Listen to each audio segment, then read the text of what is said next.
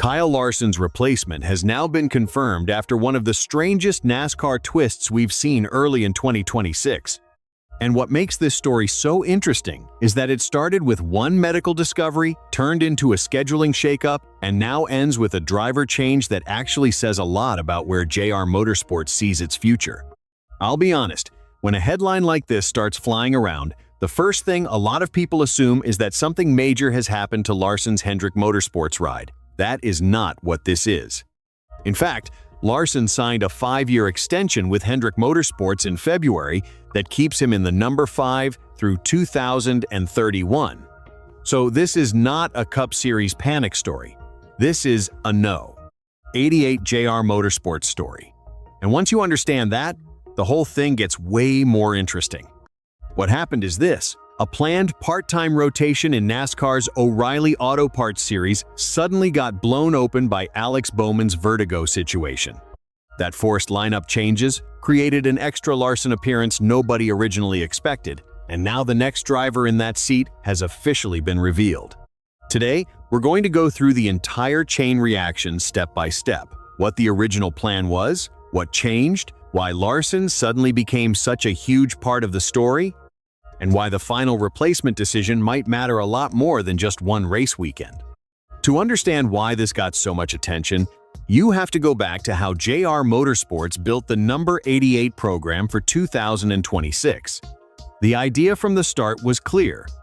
Raja Carruth would run the bulk of the schedule, 23 races, while Hendrick Motorsports Cup drivers Kyle Larson, William Byron, Chase Elliott, and Alex Bowman would split the other 10 events. That meant the number 88 was never meant to belong to just one backup name floating in and out. It was a development car, a showcase car, and a Hendrick-powered statement piece all at once. And honestly, that's part of why I think this story picked up so much steam. The number 88 was already interesting before anything went wrong. Raja Carruth was stepping into a bigger opportunity. The Hendrick stars were going to rotate in. William Byron already made one of those appearances at Phoenix and finished 13th. Then Larson got his turn at Las Vegas, and suddenly, this wasn't just a neat side story anymore. It felt like one of the most loaded rides in the entire series. Then came the turning point. Alex Bowman first experienced vertigo symptoms during the March 1 Cup race at Circuit of the Americas. He got out of the car after 71 of 95 laps, and Matt Snyder took over to finish the event. A few days later, Bowman missed Phoenix because of the diagnosis, with Anthony Alfredo filling in. Then he missed Las Vegas too, where Justin Allgaier substituted in the number 48. At that point, the story had already become bigger than a one-week absence, and this is where everything spilled into the number 88 story. Bowman was originally scheduled to drive that JR Motorsports car at Darlington. But once Hendrick announced Bowman would miss at least 3 more Cup races, Darlington, Martinsville, and Bristol, that Darlington O'Reilly Series start disappeared too. NASCAR then confirmed Larson would replace Bowman in the number 88 at Darlington right after winning in that same car at Las Vegas. So one medical issue changed both the Cup lineup and the second-tier lineup at the same time. And let me say this, because I think it matters. Larson didn't just show up and ride around in that car. He made the whole conversation louder by being immediately fast. At Las Vegas, he won. He started second, dropped as far back as 11th early. The team adjusted on the car, and then he charged forward and took control late to win for JR Motorsports. That was not some casual cameo. That was Larson reminding everybody that if you give him strong equipment, he can make a side appearance feel like the main event. Then Darlington made the story even more dramatic. Larson started from the pole, led the first 94 laps, won both stages, and looked like the dominant car for most of the race. But a slow pit stop under the final caution buried him in 5th. Justin Allgaier got the lead on the last restart, and Larson could only claw back to 4th. So in back-to-back number 88 starts, Larson went from winning at Las Vegas to dominating Darlington for long stretches without closing it out. And that is exactly the kind of 2-race stretch that gets fans asking, wait a second, is this suddenly Kyle Larson's car for a while? That's what made this replacement question so intriguing. Because once Larson looked that good, the natural reaction was to assume JR Motorsports might just keep putting him in the car whenever they could. And from a pure speed standpoint, you can understand why people thought that. He won one race, nearly won the next, and made the No. 88 look dangerous every single time it unloaded. But racing programs are not built only around what looks hottest in the moment. They're built around the larger plan, and the larger plan here still matters. Raja Karuth is not some placeholder who just happened to be nearby. He was brought in to contest 23 races for JR Motorsports and the rest of the full 3-3 race season with Jordan Anderson Racing. After 6 races, he sits 10th in the O'Reilly standings with 151 points and 3 top 1-0 finishes.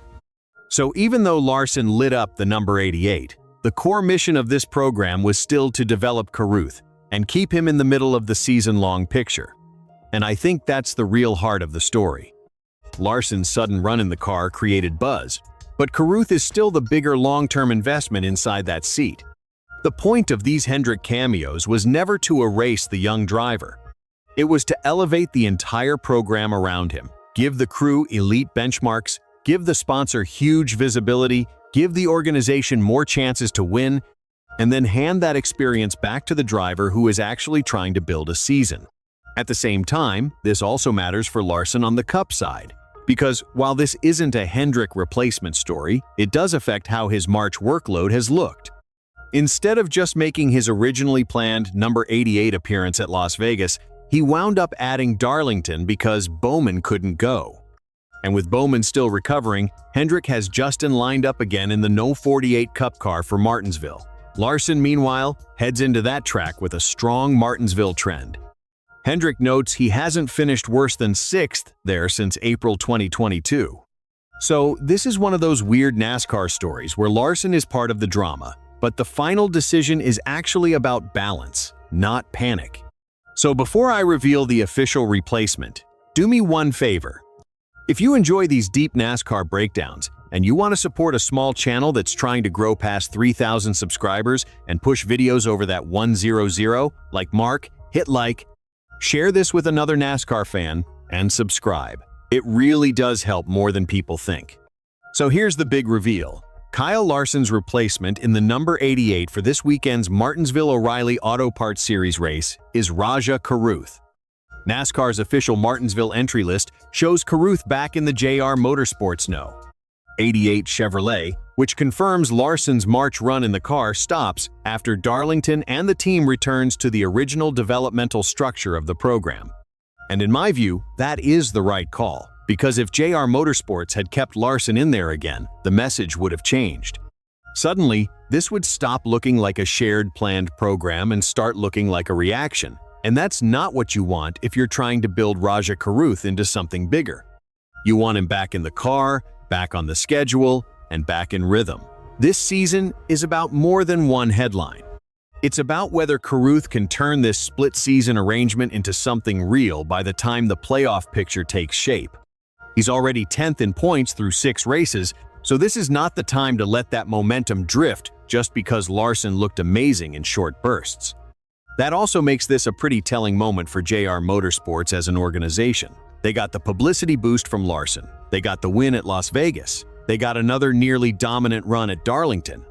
And now they still return to the driver they committed to. That tells me this team isn't just chasing the loudest weekly storyline. They're trying to win now and build something for later. Those are two very different things, and good organizations know when not to confuse them. There's also another layer here that shouldn't get lost. Bowman's situation is still the reason any of this changed in the first place. Hendrick has already said he'll miss at least the Cup races at Darlington, Martinsville, and Bristol as he continues recovering from vertigo. So even though the number 88 rotation returns to Karuth this weekend, the broader Hendrick side of this story is still active. Justin Allgaier is again the relief driver in the number 48 at Martinsville, which means the garage is still adjusting around Bowman's absence even after Larson's extra No. 88 run ends. The real story here is how quickly a carefully planned schedule got reshaped by one unexpected medical issue, how Larson turned a substitute opportunity into a huge talking point, and how JR Motorsports ultimately chose to get back to its original vision instead of chasing the temporary noise. If you ask me, that's the smartest part of this whole thing. Larson did exactly what a superstar is supposed to do. He showed up, won, nearly won again, and raised the profile of the car. JR Motorsports did exactly what a smart organization is supposed to do. They absorbed the disruption, grabbed the benefits, and then returned the seat to the driver they're trying to develop. And Rajah Caruth now gets one of the biggest opportunities of his season because he isn't just climbing back into a race car. He's climbing back into a car that everybody has been watching very closely for the last 2 weeks. So no, this is not a Kyle Larson crisis. It's not Hendrick replacing him in Cup. It's not some secret fallout. It's a NASCAR chain reaction story. Bowman's vertigo changed the schedule.